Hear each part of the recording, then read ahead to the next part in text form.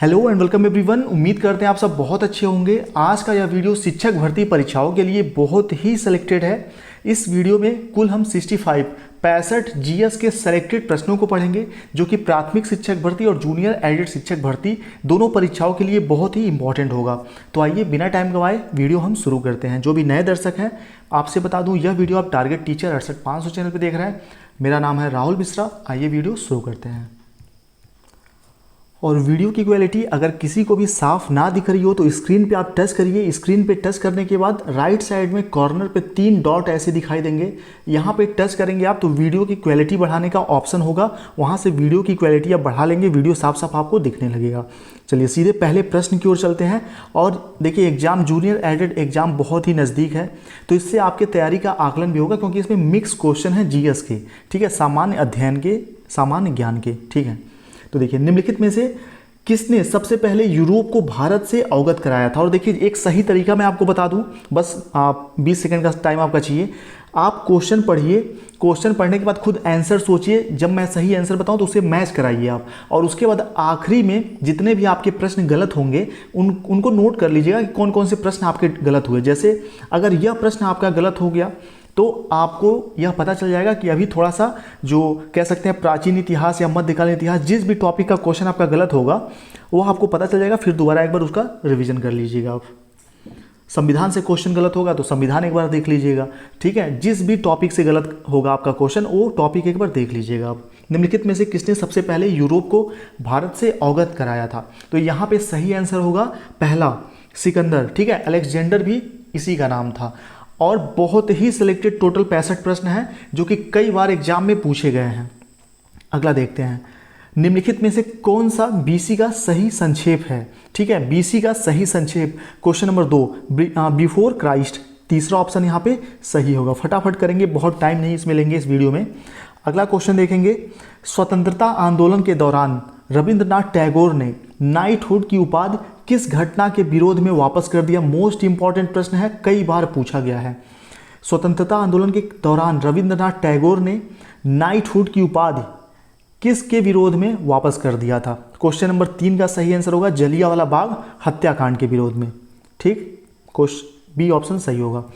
आगे बढ़ेंगे अगले क्वेश्चन की तरफ। क्वेश्चन नंबर 4 देखिए क्या है, निम्नलिखित में से भारतीय शिक्षा का मैग्ना कार्टा किसे कहा जाता है। हो सकता है ये सारी चीज़ें आपने पहले पढ़ रखी हों, और आपने ये चीज़ें अगर पढ़ रखी हैं तो समझ लीजिए आपने बहुत परफेक्ट तैयारी की हुई है, ठीक है। क्योंकि सभी क्वेश्चन बहुत बेसिक हैं लेकिन एग्जाम में हमेशा पूछे जाते हैं, तो सभी प्रश्नों को जरूर पढ़िए और नोट कर लेंगे तो और अच्छा होगा।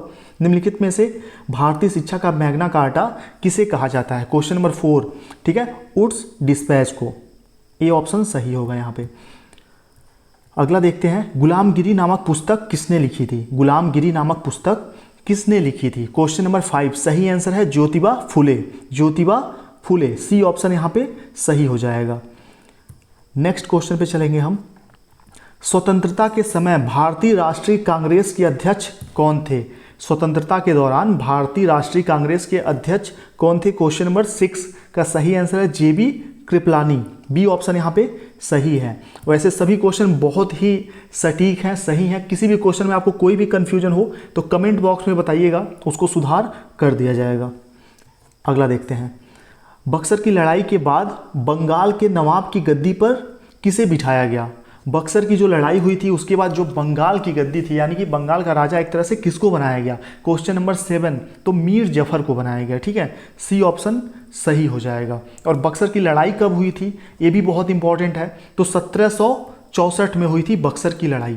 चलिए इन चीज़ों को भी आप चाहें तो नोट कर सकते हैं।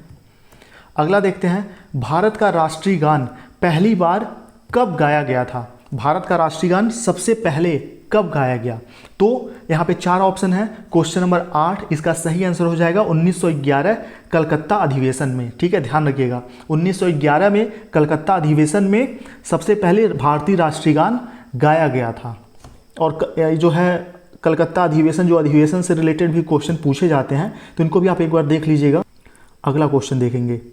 अगला है, प्राचीन भारत का वह प्रसिद्ध शासक जिसने अपने जीवन के अंतिम दिनों में जैन धर्म अपना लिया था। प्राचीन भारत का वह प्रसिद्ध शासक जिसने अपने जीवन के अंतिम दिनों में जैन धर्म अपनाया था। क्वेश्चन नंबर 9 का सही आंसर है चंद्रगुप्त मौर्य। ठीक है, चलिए नेक्स्ट क्वेश्चन पे चलेंगे। अगला क्वेश्चन है हमारे सामने, भारत में अधिकतर किस प्रकार के वन पाए जाते हैं? जब भी आप एनसीईआरटी या एससीईआरटी की किताबों से एसएसटी वगैरह तैयार करेंगे तो इस टाइप के क्वेश्चन आपको बहुत देखने को मिलेंगे, और आपके शिक्षक भर्ती परीक्षाओं के लिए ये सभी प्रश्न बहुत ही सिलेक्टेड हो जाते हैं। ठीक है, भारत में अधिकतर किस प्रकार के वन पाए जाते हैं? क्वेश्चन नंबर 10 का सही आंसर है उष्णकटिबंधीय पर्णपाती वन। ठीक है, उष्णकटिबंधीय पर्णपाती वन, ये ऑप्शन सही है। और अगला क्वेश्चन देखते हैं, सरवती परियोजना किस राज्य में स्थित है? सरवती परियोजना किस राज्य में स्थित है? क्वेश्चन नंबर 11 है, तो कर्नाटक। ठीक है, चलिए बी ऑप्शन सही है यहाँ पे। और आपने जोग प्रपात का नाम सुना होगा। ठीक है, जोग प्रपात भी क्वेश्चन में कई बार आता है कि कहाँ पे है, किस नदी पर है। ठीक है, तो भी सरवती नदी पर ही है। ठीक है, चलिए अगला प्रश्न देखते हैं। अगला प्रश्न है, लौह तत्व मात्रा के आधार पर, बहुत बार ये क्वेश्चन आया हुआ है, लौह तत्व मात्रा के आधार पर कौन सा लोहा सर्वश्रेष्ठ होता है? तो सही ऑप्शन हो जाएगा मैग्नेटाइट। ठीक है, ए ऑप्शन सही है। अगला देखते हैं, बनिहाल दर्रा, इंपॉर्टेंट प्रश्न है, बनिहाल दर्रा भारत के किस राज्य में स्थित है? तो क्वेश्चन नंबर 13 का सही आंसर है जम्मू कश्मीर। इसको कई वीडियो में, इस क्वेश्चन को कई वीडियो में आपने देखा होगा, क्योंकि यह ऐसा क्वेश्चन है जो बहुत बार पूछा गया है, इंपॉर्टेंट है। जम्मू कश्मीर बनिहाल दर्रा फेमस है। चलिए आगे देखते हैं, गुरु शिखर चोटी किस राज्य में स्थित है? गुरु शिखर चोटी किस राज्य में स्थित है? तो 14 नंबर का सही आंसर है आपका राजस्थान, सी ऑप्शन सही है, गुरु शिखर चोटी राजस्थान में है। आगे बढ़ेंगे अगले प्रश्न की ओर, निम्नलिखित में से मध्य प्रदेश का कौन सा शहर शिप्रा नदी के तट पर बसा हुआ है? बहुत ही अच्छा क्वेश्चन है। क्वेश्चन नंबर 15 सही आंसर है उज्जैन, बहुत ही फेमस जगह है, महाकाल का नाम आपने सुना होगा। ठीक है, तो महाकाल की नगरी है उज्जैन। चलिए, तो महाकाल के नाम पे आप लोग सभी लोग लाइक जरूर करिए वो वीडियो आपने देखा होगा। चलिए, महाकाल के नाम पे लाइक कर दीजिए, उज्जैन में है शिप्रा नदी। आगे बढ़ेंगे अगला, भारत का एकमात्र सक्रिय ज्वालामुखी निम्नलिखित में से किस स्थान पर है? भारत का एकमात्र सक्रिय ज्वालामुखी निम्नलिखित में से किस स्थान पे है? तो बैरन द्वीप। ठीक है, बैरन द्वीप अंडमान निकोबार द्वीप समूह में स्थित है, ध्यान रखिएगा। बैरन द्वीप जो कहाँ स्थित है ये भी पूछा जा सकता है, तो अंडमान निकोबार। ठीक है, अंडमान निकोबार द्वीप समूह। आगे बढ़ेंगे, और एक छोटी सी चीज़ मैं आपको बता दूं, देखिए क्या है कि लाइक आप जो करते हैं ना, उससे बस जस्ट ये होता है, यूट्यूबर्स का एक्स्ट्रा कुछ फ़ायदा नहीं होता, बस ये होता है कि एक मोटिवेशन मिलता है कि हाँ वीडियो आपके लिए बनाया गया, मेहनत किया गया, तो आपने लाइक करके उसको कह सकते हैं कि एक तरह से प्रोत्साहित किया। ठीक है, मोटिवेट किया। और मैं बता दूँ, सुबह 7 बजे 7:30 बजे मैं घर से निकल जाता हूँ, 9 बजे का स्कूल है, वहाँ से लगभग 70 किलोमीटर है, गाड़ी चला के जाता हूँ, फिर वापस आया 5:30 बजे के समथिंग घर पहुँचा हूँ, और देखिए 6 बजे के समथिंग वीडियो बनाना स्टार्ट कर दिया मैंने। ठीक, और ये वीडियो आपको मिल जाएगा लगभग 7-7:30 बजे के आसपास वीडियो आप देख रहे होंगे इस वीडियो को, या फिर आप बाद में भी देख रहे होंगे कभी। तो आपके लिए सोचिए, इतने थके होने के बाद फटाक से मैं वीडियो बनाने बैठ गया। क्यों? इतना मैं डेली वीडियो नहीं बनाता, आप सभी को पता है, लेकिन आपका 17 तारीख को एग्जाम है, तो मैं सोच रहा हूँ मेरे पास जो भी इंपॉर्टेंट कुछ क्वेश्चन है आप तक पहुँच जाएँ, जिससे मैंने खुद क्वालिफाई किया, सिलेक्शन लिया DSSB अपना यूपी सुपर टेट। तो बस आपके लिए है वीडियो, तो प्लीज़ इस चीज़ को आप समझिए, वीडियो को शेयर जरूर कर दीजिएगा, और लाइक तो कम से कम कर ही दीजिएगा। उत्तर प्रदेश की सीमा कितने राज्यों से लगती है? ठीक है, यह लास्ट वीडियो में यह क्वेश्चन पढ़ाया गया था, तो आपके लिए होमवर्क है, कमेंट बॉक्स में बताइएगा। ठीक है, उत्तर प्रदेश की सीमा कितने राज्यों के साथ लगती है? सभी लोग बताइएगा जिन्होंने पिछला वीडियो देखा था। अगला है, सौरमंडल के बारे में विश्व के समक्ष जानकारी प्रस्तुत करने का श्रेय किस विद्वान को जाता है? सौरमंडल के बारे में जानकारी सबसे पहले किसने प्रस्तुत किया पूरे विश्व के सामने? तो कॉपरनिकस ने। ठीक है, कॉपरनिकस, ध्यान दीजिएगा, ये ऑप्शन सही है, कॉपरनिकस। अगला क्वेश्चन आपके सामने, एक ग्रह की अपने कक्ष में सूर्य से अधिकतम दूरी को क्या कहते हैं? एक ग्रह, ग्रहों के बारे में आपने पढ़ा होगा। ठीक है, एक ग्रह की अपने कक्ष में सूर्य से अधिकतम दूरी को क्या कहा जाता है?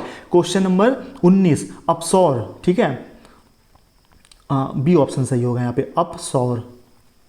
चलिए अगला देखते हैं, क्वेश्चन नंबर 20, पृथ्वी के किस भाग में निकेल और लोहा की प्रधानता है? पृथ्वी के किस भाग में निकेल और लोहा की प्रधानता है? क्वेश्चन नंबर 20 का सही आंसर है निफे।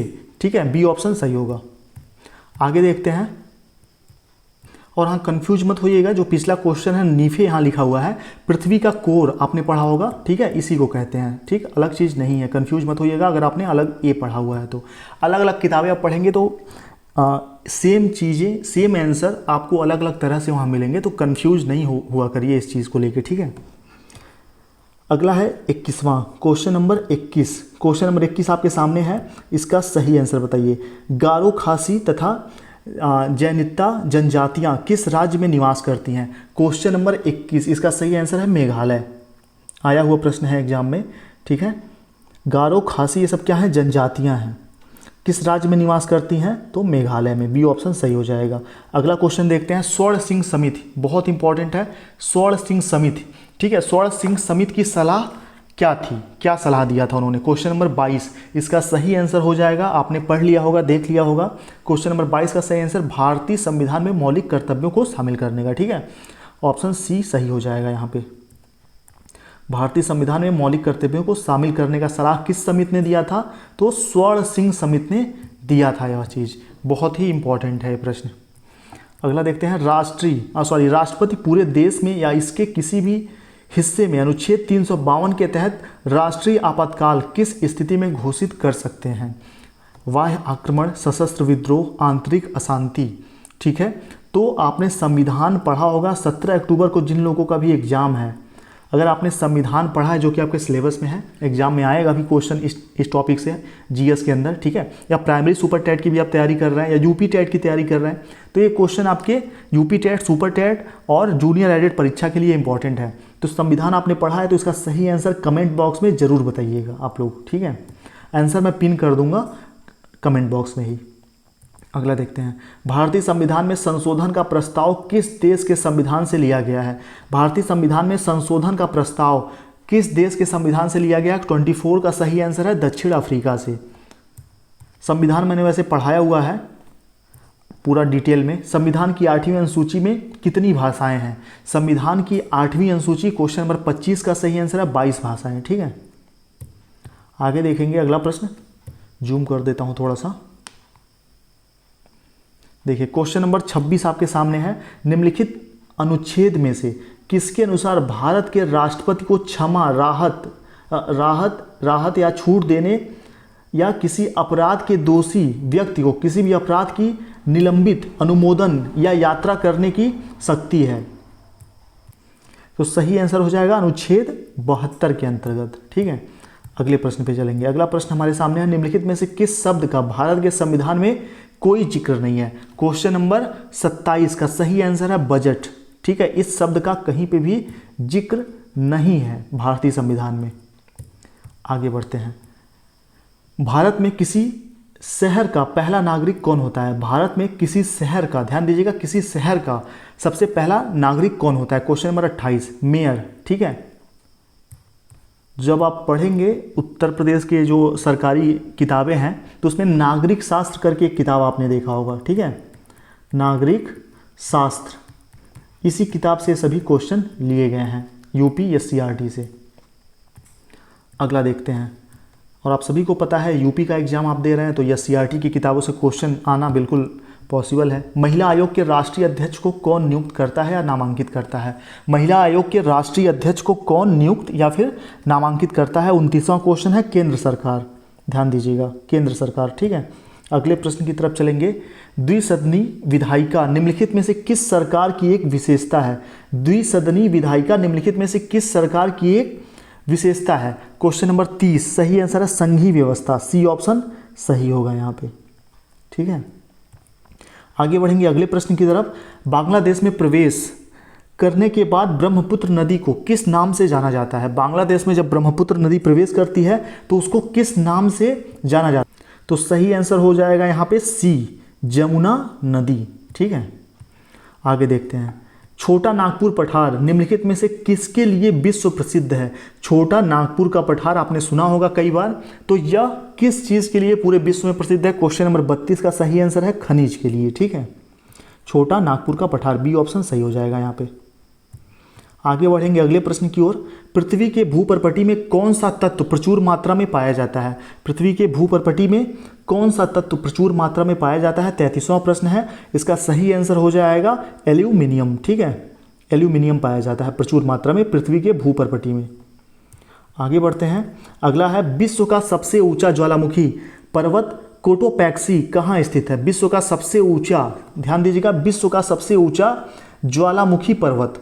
क्वेश्चन ये भी आ सकता है कि विश्व का सबसे ऊंचा ज्वालामुखी पर्वत कौन सा है? तो आंसर हो जाएगा कोटोपैक्सी। ठीक है, और यह कहाँ स्थित है? क्वेश्चन नंबर 34 का सही आंसर है इक्वाडोर। ठीक है, इक्वेडोर में। चलिए, डी ऑप्शन सही है। अगला देखते हैं। पृथ्वी का सबसे गहरा स्थल है 35। क्वेश्चन नंबर 35, पृथ्वी का सबसे गहरा स्थल कौन सा है? मृत सागर। ध्यान दीजिएगा। अगला देखेंगे। विश्व का सर्वाधिक लौड़ी झील है कौन सा? क्वेश्चन नंबर 36 का सही आंसर बताइए आप। तो वॉन झील, ए ऑप्शन सही हो जाएगा।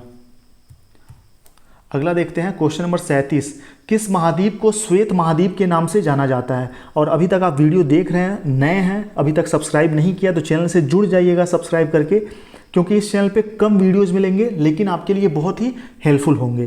तो किस महाद्वीप को श्वेत महाद्वीप के नाम से जाना जाता है? क्वेश्चन नंबर 37 का सही आंसर है अंटार्कटिका। ठीक है, बी ऑप्शन सही है। यहाँ पे मक्खन प्रश्न है ये सभी। अगला देखते हैं। डैक्रेन्सबर्ग पर्वत है कहाँ पे है? क्वेश्चन नंबर 38, तो सही आंसर है दक्षिण अफ्रीका में है। ठीक है, आगे बढ़ते हैं। वी आकार की घाटी कौन सी नदी बनाती है? वी आकार की घाटी, अच्छा यहाँ पे कौन सी नदी बनाती है ये भी क्वेश्चन है, लेकिन यहाँ पे पूछा है कि वी आकार की घाटी कौन बनाती है? तो नदियाँ बनाती हैं। ठीक है, ये ऑप्शन 39 का सही हो जाएगा। आगे बढ़ते हैं। विश्व के शीत मरुस्थलों को अन्य किस नाम से जाना जाता है? विश्व के शीत मरुस्थलों को अन्य किस नाम से जाना जाता है? तो टुंड्रा। ठीक है, ध्यान दीजिएगा, डी ऑप्शन। टुंड्रा प्रदेश के बारे में आपने सुना होगा, टुंड्रा वर्ड कई बार सुना होगा भूगोल में। ठीक है, तो विश्व के शीत मरुस्थल टुंड्रा के नाम से जाने जाते हैं। क्वेश्चन नंबर 41, टोटल यहाँ पे 65 प्रश्न हैं जो कि बहुत ही हेल्पफुल होंगे आपके लिए। अगर इसमें से 3, 4, 5 प्रश्न भी आ जाते हैं आपके एग्जाम में तो वीडियो देखना सार्थक हो जाएगा। उम्मीद करते हैं इससे ज़्यादा ही प्रश्न आएंगे। 1907 में कांग्रेस का विभाजन गर्म दल और नर्म दल में किस अधिवेशन में हुआ था? मोस्ट इंपॉर्टेंट कह सकते हैं इस प्रश्न को। ठीक है, तो 1907 में कांग्रेस का विभाजन गर्म दल और नर्म दल किस अधिवेशन में हुआ था? क्वेश्चन नंबर 41 का सही आंसर है सूरत अधिवेशन। अधिवेशन जरूर पढ़ लीजिएगा आपने, अगर आपका 17 तारीख को एग्जाम है। ठीक है, बाकी प्राइमरी सुपर टेट के लिए मैं इसको डिटेल में पढ़ा दूंगा। अधिवेशन, चलिए ये ऑप्शन सही है 41वें का। अगला प्रश्न आपके सामने है। निम्नलिखित में से गांधी जी ने पहला अनशन किस आंदोलन के लिए किया था? निम्नलिखित में से गांधी जी ने सबसे पहला आंदोलन जो है पहला आंदोलन किसके लिए किया था? ठीक है, तो यहाँ पे सही आंसर है 42वें का अहमदाबाद मिल हड़ताल। ठीक है, अहमदाबाद मिल हड़ताल। मार्च कब हुआ था? ये मार्च 1918 में। ठीक है, मार्च 1918 में, इसको नोट जरूर करिएगा। सन भी इंपॉर्टेंट है, वैसे जूनियर एडेड में थोड़ा सा लेवल हाई होगा प्रश्नों का। आगे देखते हैं। भारतीय राष्ट्रीय कांग्रेस के अधिवेशन की अध्यक्षता करने वाली पहली महिला कौन थी? क्वेश्चन नंबर 43, तो सही आंसर है सरोजनी नायडू। आगे बढ़ेंगे, अगला क्वेश्चन देखते हैं। 1857 के विद्रोह का सर्वाधिक प्रभाव किस राज्य में था? 1857 के विद्रोह का सर्वाधिक प्रभाव किस राज्य में था? क्वेश्चन नंबर 44, अवध में था। ठीक है, अवध से नेतृत्व किसने किया था? ये भी इंपॉर्टेंट प्रश्न है। तो बेगम हजरत महल ने किया था। ठीक है, अवध से प्रतिनिधित्व किसने किया था? ठीक है, नेतृत्व किसने किया था? तो बेगम हजरत महल, बेगम हजरत महल जी ने किया था। ध्यान रखिएगा, ये भी पूछा जा सकता है कि 1857 का जो विद्रोह हुआ था अवध से नेतृत्व करने वाले का नाम। अगला है 45, क्वेश्चन नंबर 45, भाषाई आधार पर बनाया जाने वाला पहला राज्य कौन सा था? भाषाई आधार पर बनाया जाने वाला पहला राज्य कौन सा था? क्वेश्चन नंबर 45, तो आंध्र प्रदेश था। ठीक है, आंध्र प्रदेश, और कौन से सन में हुआ था यह आपके लिए क्वेश्चन मार्क है, कमेंट बॉक्स में बताइएगा। और कमेंट बॉक्स में क्यों मैं कह रहा हूँ कि आप जब भी कोई क्वेश्चन अगर आपको आ रहा है तो फटाक से आप बता देंगे, आपका कॉन्फिडेंस बढ़ेगा। नहीं आ रहा है तो आप कहीं से सर्च करके बताएंगे, उसके बहाने 4-5 क्वेश्चन और एक्स्ट्रा देखेंगे। ये सारी चीज़ें बहुत ज़रूरी हैं। ठीक है, आगे बढ़ेंगे। 45 का तो सही आंसर हो गया आंध्र प्रदेश, सी ऑप्शन। अगला देखते हैं। दास कैपिटल किसकी प्रमुख पुस्तक है, प्रसिद्ध पुस्तक है, दास कैपिटल। क्वेश्चन नंबर 46, यहाँ पे 46 का सही आंसर हो जाएगा कार्ल मार्क्स का, ठीक है। और आप सभी को पता है कि बहुत बड़े दार्शनिक थे कार्ल मार्क्स, ठीक है। इन्हीं का पुस्तक था दास कैपिटल। आगे बढ़ेंगे अगले प्रश्न की ओर। औद्योगिक क्रांति सर्वप्रथम किस देश में हुई थी? औद्योगिक क्रांति सर्वप्रथम किस देश में हुई थी? क्वेश्चन नंबर 47, इंग्लैंड में हुई थी, ठीक है। ए ऑप्शन सही है। आगे बढ़ते हैं। भारतीय रेलवे का विश्व में कौन सा स्थान है? क्वेश्चन नंबर 48, तो सेकेंड स्थान है। ए ऑप्शन सही हो जाएगा। अगला देखते हैं, भारतीय रेलवे कितने जोन में विस्थापित है? तो सही आंसर यहाँ हो जाएगा 18। और मैं माफ़ी चाहूँगा, पिछले एक वीडियो में गलती से 17, वहाँ पे ऑप्शन में 18 था ही नहीं। वह वीडियो क्वेश्चन मैंने पढ़ाया नहीं था, जस्ट वो ऐसे वहाँ पे शो कर रहा था, ठीक है। उस क्वेश्चन को मैंने वहीं छोड़ दिया था, बोला था बाद में बताने के लिए। तो यहाँ पे सही आंसर हो जाएगा क्वेश्चन नंबर 49 का, भारतीय रेलवे कितने जोन में है? तो आप ध्यान दीजिएगा, अपडेट हो गया है, 18 हो गया है, ठीक है। और जो नया रेलवे जोन है उसका मुख्यालय कहाँ पे है? विशाखापट्टनम में है। और 27 फरवरी 2019 को, ठीक है, ध्यान दीजिएगा, 27 फरवरी 2019 को, ठीक है, जो उस समय रेल मंत्री हैं पीयूष गोयल, ठीक है, उन्होंने आंध्र प्रदेश में नए रेलवे जोन की घोषणा की थी। तो कुल पहले 17 थे, अभी 18 हो गए हैं वर्तमान समय में। आगे बढ़ते हैं। भारत में आर्थिक नियोजन कब प्रारंभ हुए? भारत में आर्थिक नियोजन, क्वेश्चन नंबर 50, इसका सही आंसर हो जाएगा 1 अप्रैल 1951। बी ऑप्शन सही है। अब देखिए, मैं भी स्कूल से आया हुआ हूँ, आने के बाद सीधे बैठ गया वीडियो बनाने, ठीक है। 5:30 बजे घर पहुँचा, उसके बाद थोड़ी बहुत जो वीडियो बनाने से पहले तैयारी करनी होती है, ठीक है, PDF वगैरह की, उसकी तैयारी की, वीडियो बनाने लगा। तो चलता हूँ, अब मैं भी थोड़ा चाय वगैरह पीता हूँ कुछ, ठीक है। और आप लोग भी 50 क्वेश्चन आपने देख लिया। आगे हम मिलते हैं कल शाम को वही 7:30 बजे के आसपास आपको डेली वीडियो मिल जाया करेगा, ठीक है, 7:30 पे। तो सभी लोग 7:30 पे जरूर आ जाया करिए। और अपने टारगेट टीचर 68500 इस चैनल को सब्सक्राइब जरूर कर लीजिए। और किसी को भी STAT प्राइमरी के नोट्स अगर चाहिए तो मैं उसका डिटेल यहाँ बता देता हूँ आपको। 7905352723, ठीक है, इस नंबर पर व्हाट्सएप पे आप मैसेज करेंगे तो आपको इसकी जो फीस है STAT की प्राइमरी की, टोटल 14 सब्जेक्ट कंप्लीट मिल जाएंगे आपको। जो मेरे द्वारा बनाए हुए नोट्स हैं, मैंने खुद उन्हीं सभी नोट्स से पढ़ के तैयारी किया है, उसको अपडेट करके बनाया हुआ है। तो 14 सब्जेक्ट की कुल फीस जो है सिर्फ 499 रुपये है। PDF के रूप में व्हाट्सएप पर मिलेगा। इस नंबर पर मैसेज करिएगा, सुपर टैट लिख के डिटेल आपको भेज दिया जाएगा। और UP टैट का सेम नंबर पर आप मैसेज कर सकते हैं 7905352723 पे, ठीक है। चलिए।